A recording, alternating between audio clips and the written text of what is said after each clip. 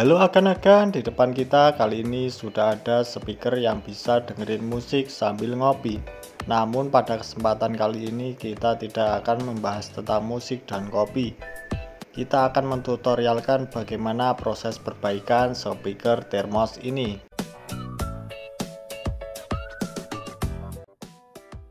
Untuk indikatornya tidak hidup sama sekali. Ketika kita cas pun juga tidak ada indikator menyala sama sekali.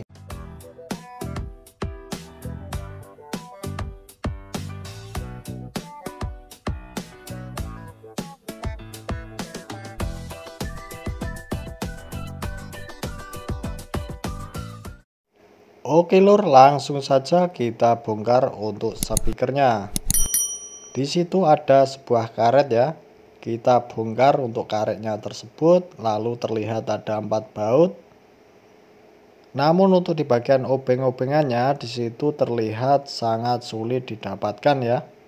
Melainkan di situ menggunakan obeng dengan segi 5. Ya, apa boleh buat lur, di sini obeng segi 5 juga sulit didapat.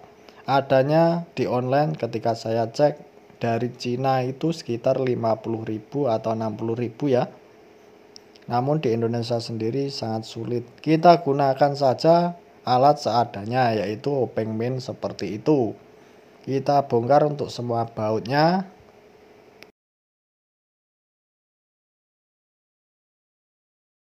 Nah, oke lur, di situ sudah kita bongkar untuk obeng atau murnya ya. Nah, bautnya seperti itu segi 5 kita singkirkan saja dan kita copoti semuanya. Hati-hati pada saat mencopot ya, ada fleksibel di bagian sampingnya. Jadi kita juga harus hati-hati dalam proses membongkar fleksibelnya. Seperti itu, untuk di bagian fleksibelnya sudah terlihat. Namun kondisi mesinnya sendiri sangat mengenaskan ya. Banyak sekali kotoran, konslet di mana-mana seperti itu. Langsung saja kita buka untuk di bagian solasi anti panasnya. Jangan lupa lepaskan semua koneksi, soket, dan fleksibelnya.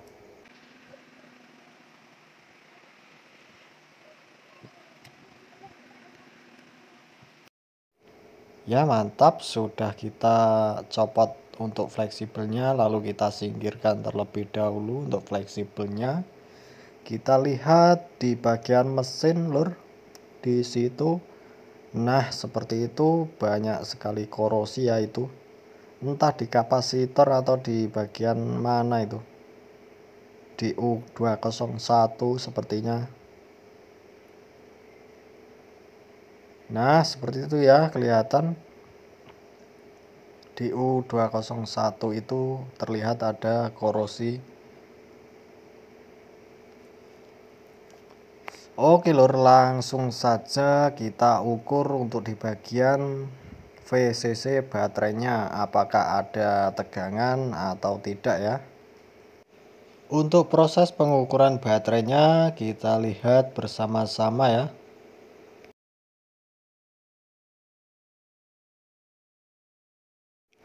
Dan ternyata untuk tegangan baterainya 0 volt. Artinya tidak ada tegangan untuk mesinnya itu sendiri ya.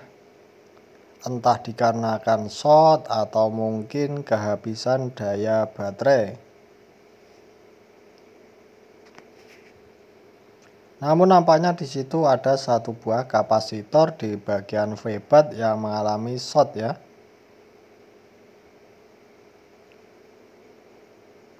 Nah, kita tunjukkan untuk kapasitor yang short tadi seperti itu. Namun kita akan mencopot di bagian VCC baterainya terlebih dahulu.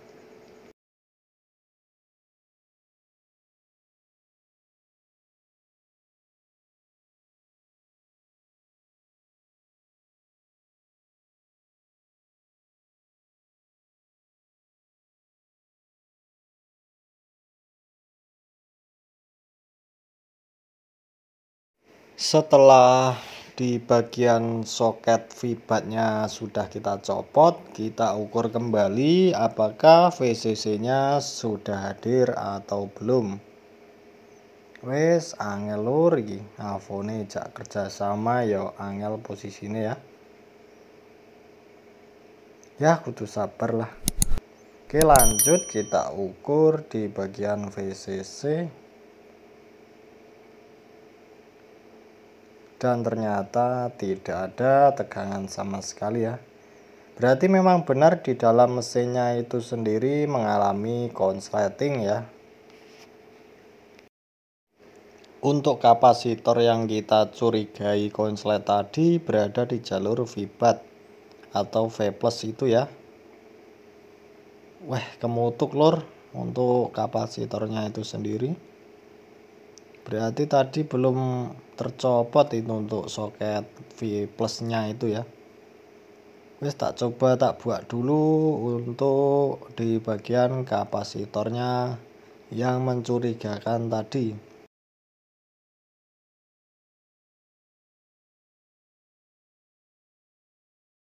Udah tercopot ya lur untuk kapasitornya. Di situ kita bersihkan untuk di jalur V+ nya. Jangan sampai konslet ya. Wis tau manut aku rek, penak-penak. Nah, seperti itu kita bersihkan kembali dan kita pasangkan untuk bagian solderan V+ nya tadi.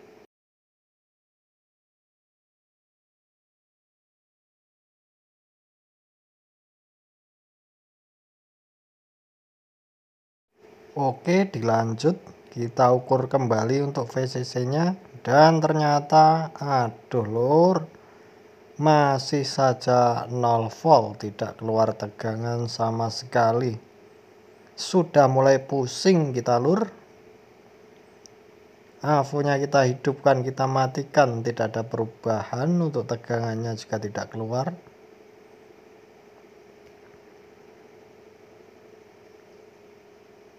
Matikan, hidupkan lagi untuk avonya, tidak ada perubahan. Aduh, sepertinya ini gagal servis lur. Pantang pulang sebelum tumbang. Hahaha. Ya, nampaknya di situ kita curigai untuk satu buah kapasitor kembali. Di bagian samping sebelah kiri itu ada satu buah kapasitor yang mencurigakan. Wes, semoga saja ini adalah harapan ya. Kita cabut saja untuk kapasitor yang sebelah kiri itu. Itu kan ada 3 kapasitor ya. Wis tau manut aku rek, penak-penak. Ya, jadi seperti ini lur, untuk proses perbaikannya sendiri sebetulnya juga cukup sulit. Ya, sekedar hiburan saja, kita sambil guyonan ya, agar tidak sepaneng, namun kita fokus terhadap mesinnya. Lanjut kita ukur untuk di bagian kapasitor apakah benar mengalami konslet atau tidak. Nanti saya dikira ngibul ya lur, hahaha. Nah, seperti itu ya, kita cek di bagian kapasitor tadi dengan skala di buzzer apakah terjadi short, dan ternyata short ya, jelas itu short di skala buzzer. Oke, sudah ketemu untuk di bagian kapasitornya. Nah, seperti itu ada 3 buah kapasitor, namun di situ yang satu itu terjadi short. Jadi ada 2 buah kapasitor yang mengalami short di jalur V+ nya atau VBAT. Oke, mantul, lanjut kita ukur untuk di bagian tegangan baterainya. Loh, kok nggak keluar lagi untuk tegangan baterainya ya? Wes, di sini sudah bundel guys. Aslinya itu sulit sekali ya untuk mendeteksi kerusakan di sini. Soalnya itu untuk soket baterainya sendiri itu tidak ada soketnya ya, alias di solder. Ini saya malah Saya pegang-pegang bila mana ada yang panas ya. Nah, namun di sini saya inisiatif untuk membongkar di bagian apa itu mesinnya ya. Nah, lur sudah kita copot untuk di bagian mesinnya seperti itu ya. Untuk proses pencopotan sendiri itu sebenarnya cukup lama. Ini saya persingkat saja biar durasi videonya tidak panjang. Kita bersihkan terlebih dahulu untuk di bagian kapasitor yang mengalami short tadi ya. Kita bersihkan secara keseluruhan untuk di bagian mesinnya. Kita ukur untuk tegangan di baterainya. Adakah tegangan sebenarnya di baterainya ya?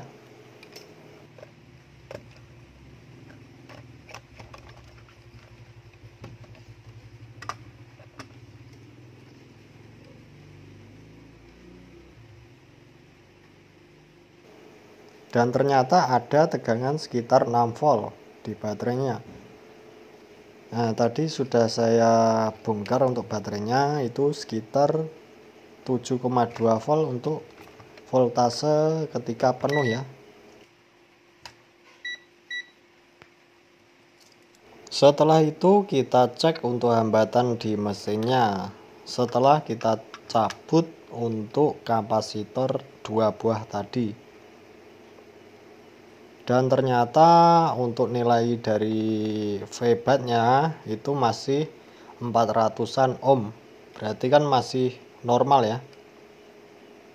Nah, untuk kapasitor yang short tadi kita tunjukkan sekali lagi seperti itu. Nah, itu kan short ya. Berarti untuk mesinnya sendiri tidak ada permasalahan. Permasalahan ada di satu buah kapasitor tadi yang mengalami short. Kita buang saja ke laut guys untuk kapasitor yang short tadi ya. Wes, ini kapasitor kecil tapi bikin pusing ya.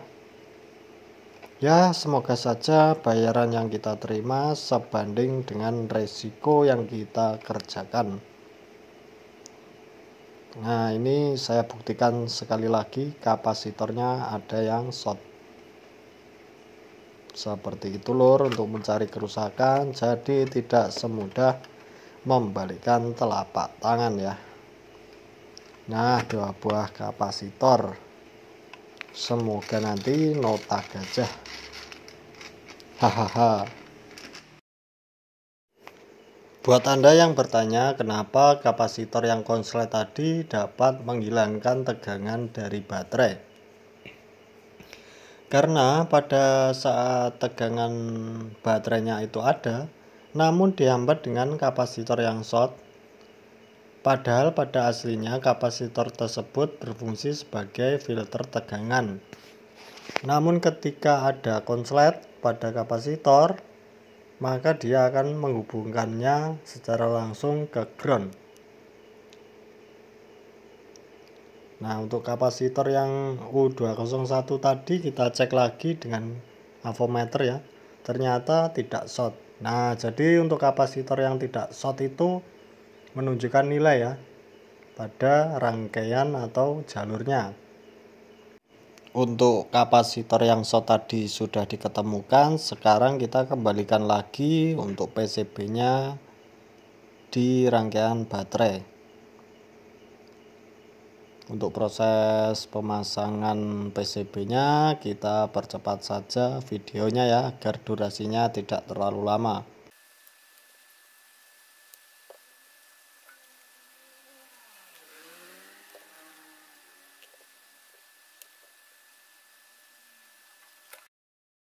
Setelah itu kita ukur kembali untuk VCC baterainya apakah ada atau tidak ya.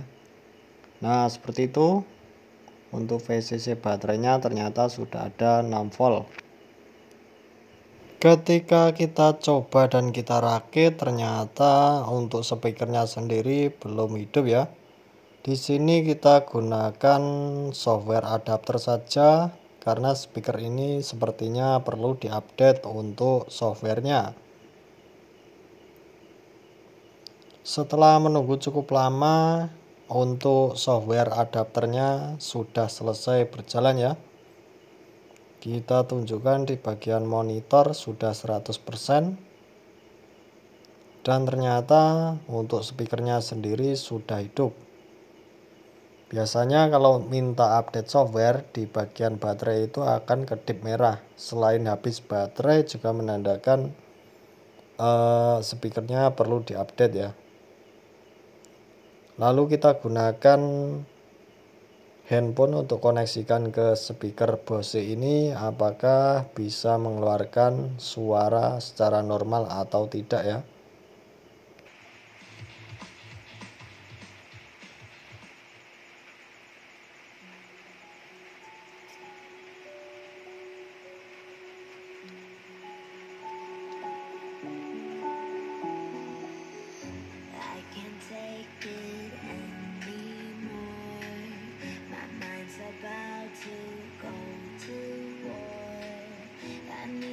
Oke lur, untuk speakernya sendiri sudah normal ya, berarti kita bisa ngopi sambil dengerin musik. Oke, terima kasih. Apabila konten video kali ini bermanfaat, jangan lupa klik like, komen, dan subscribe. Terima kasih. Wassalamualaikum warahmatullahi wabarakatuh.